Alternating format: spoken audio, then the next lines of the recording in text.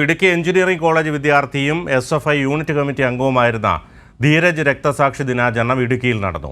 SFI Idukki ജില്ലാ കമ്മിറ്റിയുടെ നേതൃത്വത്തിൽ നടക്കുന്ന ധീരജ് അനുസ്മരണം DYFI അഖിലേന്ത്യാ പ്രസിഡന്റ് A.A. റഹീം MP ഉദ്ഘാടനം ചെയ്തു.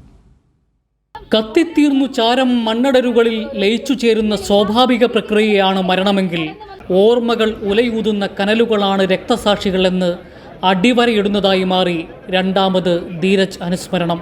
ധീരസഖാവ് ധീരജിന്റെ ഓർമ്മകൾക്ക് മരണമില്ല എന്ന് ആയിരക്കണക്കിന് വിദ്യാർത്ഥികൾ ഏറ്റുവിളിച്ചു. രക്തസാക്ഷിയായ സമയത്തു തന്നെ ധീരജിന്റെ കലാലയത്തിൽ SFI ഇടുക്കി ജില്ലാ പ്രസിഡന്റ് തിനു ജോസ് പതാക ഉയർത്തി.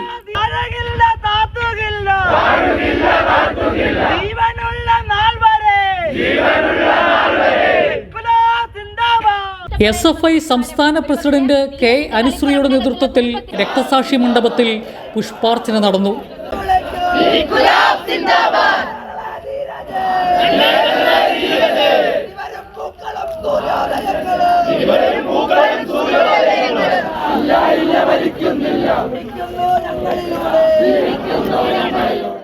നാലു മണിയോടെ വിദ്യാർത്ഥി പ്രകടനം ചെറുതോണി ടൗണിലേക്ക് നീങ്ങി.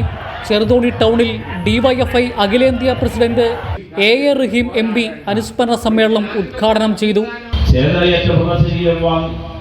കടന്നുപോയ ആ വാഹനത്തിന്റെ ഇരുവശങ്ങളിലും തടിച്ചുകൂടിയ കേരളത്തിലാകെയുള്ള ജനസഹസ്രങ്ങൾ ആ വാഹനത്തിൽ സഖാവിന്റെ ചേതനയേറ്റ മൃതശരീരത്തിനൊപ്പം സഞ്ചരിച്ച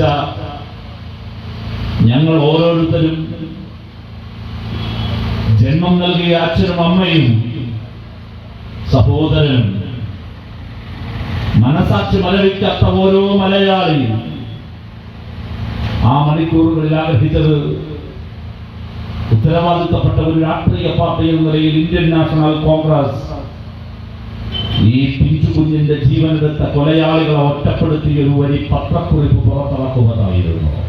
MM മണി MLA, CPIM ഇടുക്കി ജില്ലാ സെക്രട്ടറി CV വർഗീസ്, SFI സംസ്ഥാന പ്രസിഡന്റ് K. അനുശ്രീ, SFI ജില്ലാ സെക്രട്ടറി ടോണി കുര്യാക്കോസ് എന്നിവർ സംസാരിച്ചു. കൈരളി ന്യൂസ്, ഇടുക്കി.